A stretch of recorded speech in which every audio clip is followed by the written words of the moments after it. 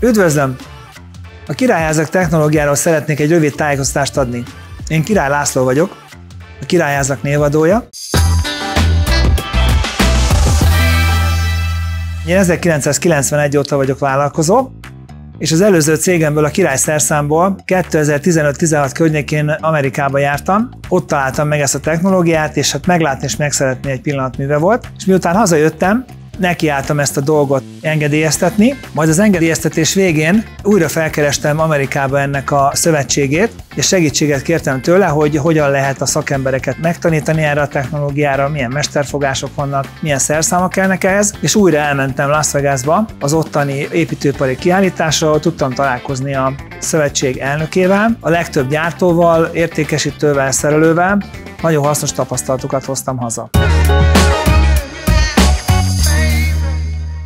A Királyházak hőszigetelt építési táblából épít házakat. Ez egy nagyon egyszerű és előre gyártott technológia. A helyszínen mindössze össze kell csavarozni, össze kell szegelni az előre gyártott alkatrészeket. Kicsit talán hasonlít egy IKEA bútorhoz, ahol egy meghatározott rajz szerint összeállítanak az emberek egy bútort egy egyszerű szerszám segítségével. Ugyanígy történik ez a Királyházak esetében is. Az előre gyártott hőszigetelt építési táblákat a helyszínen csupán össze kell szerelni. Mielőtt egy építőanyag forgalomba kerül, egy EMI nevű intézettel ezt engedélyeztetni kell. Ezt mi 2017-ben meg is tettük. Ez egy 2 éves procedúra volt, mivel mi ebben úttörők voltunk, és az EMI nagyon alapos, jogosan. Ezt mindenféle tűzvizsgálatnak, szakítóvizsgálatnak és nyomóvizsgálatnak kitették, és végül megkaptuk az engedélyt.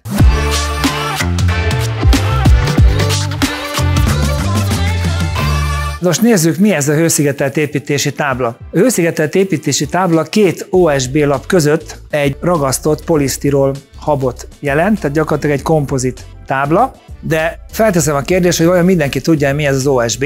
Most az OSB az egy angol mozaik szóból jön, az Oriented Strand Board, tehát rendezett szálirányú tábla. Ez azt jelenti, hogy 1, 2 és 3 rétegű faforgács van összepréselve, amire mi külön büszkék vagyunk, hogy formaldehidmentes anyagot használunk. Egy nagyon márkás Swiss Chrono gyártmányt használunk, amit külön büszkeségünk, hogy Magyarországon gyártanak, Vásárosnaményba. Tábla nagyon könnyű, meglepően erős, és nagyon egyszerűen szerelhető. Tehát a háznak minden egyes alkatrésze elkészül, ezt leszállítjuk a helyszínre, és a helyszínen csak össze kell csavarozni, illetve össze kell rögzíteni az alkatrészeket. Ez egy precízen kialakított összeszerelési rendszer, a helyszínen egy szerelési útmutatóval a szakemberek nagyon gyorsan, szinte órák alatt össze tudják állítani. A tábla nagyon könnyű, egy tábla kb. 60 kg, a nyomószilárdsága az 2200 kg az EMI engedély tanúsága szerint, tehát 1 négyzetméter 2200 kg. Az építés a mellékelt animáció szerint zajlik, tehát az alapot ugye a statikusok által megálmodott, illetve megtervezett módon megépítik az építőmesterek. Ez lehet lemezalap, lehet sávalap, lehet földcsavar, tehát mindig a statikus mondja meg, hogy milyen. Ezek után rögzítjük az előre legyártott, méretre gyártott alappallókat. Ezeket rögzítjük speciális hilti csavarokkal a betonhoz, így biztosítjuk azt, hogy a körítőfalak és ugye az alap az egy egységet alkot, és bármilyen szélnek, földrengésnek ellenálljon. Az építés gyakorlatilag szemétmentesen, hulladékmentesen zajlik, tehát úgy kell elképzelni, hogy az alapra szereljük ugye az alkatrészeket, és amikor kész vagyunk a szereléssel, még össze sem kell söpörni, mert a helyszínen sem fűrészelni nem kell, sem fúrni, tehát minden a helyére kerül, az előre meghatározott rajz szerint. Itt ugye elválik a szerelés attól függően, hogy emeletes házat, vagy többszintest építünk, vagy csak egy egyszintes, akár mediterrán tetős házat. Itt az animáción egy tetőtérbeépítéses házat látunk. Itt a födém megoldásban van többfélénk, ezt mutatnék is most egy párat. Az egyik és legegyszerűbb födémrendszer az egy hoztoldott gerendával valósul meg. Itt talán látható a hoztoldás, ezt 13 méteres szálba kapjuk, és ezek tartják a súlyt a födémen. A második a mögöttem látható Wolf-rendszerű fémbázas rácsos tartó. A harmadik a Steico gerendánk, ebből van szigetelt és nem szigetelt, és van a CLT, vagy a Cross Laminated Timber, a kereszt irányba ragasztott fa, födém, amit és a szükséges méretre a gyártó gyárt le nekünk, és a helyszínen szintén csak csavarozni kell.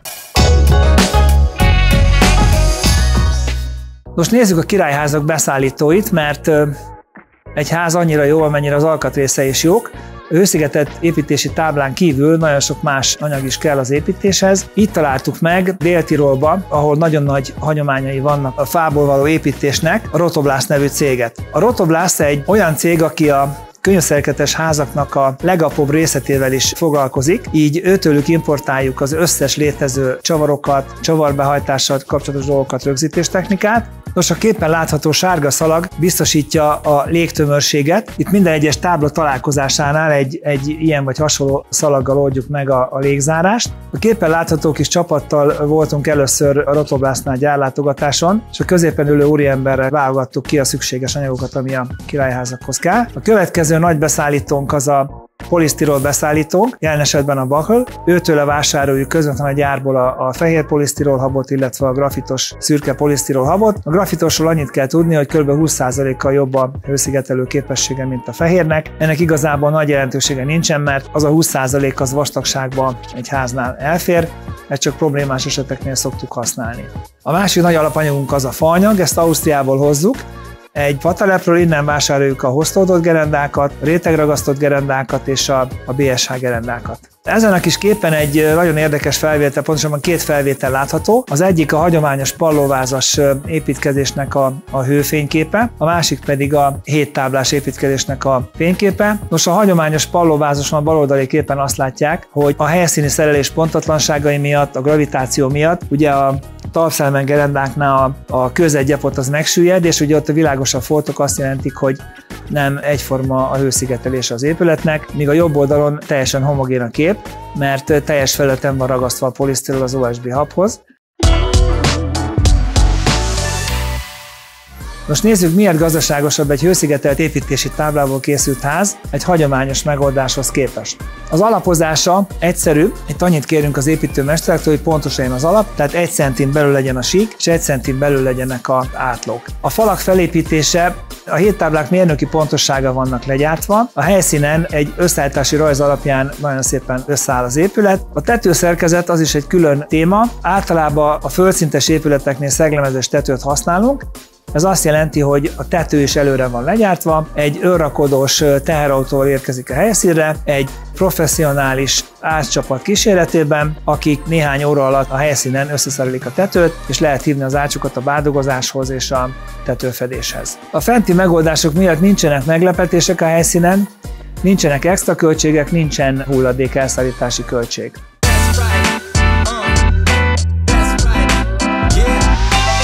Van néhány gyakori kérdés, amit a tisztelt érdeklődők megkérdeznek tőlünk, ezért ezen gyorsan átmennénk. Meg szokták kérdezni, hogy rövidebb ennek a háznak az élettartama, mondjuk egy tégla vagy egy másfajta faépületnek. Azt szoktuk válaszolni, hogy amióta az ember házakat épít, tehát akár 1000 éve, minden egyes háznak a tetőszerkezet az fából készül, és léteznek a mai napon is több száz éves, 300, 400, 500 éves házak, aminek a teteje érintetlen és fából van.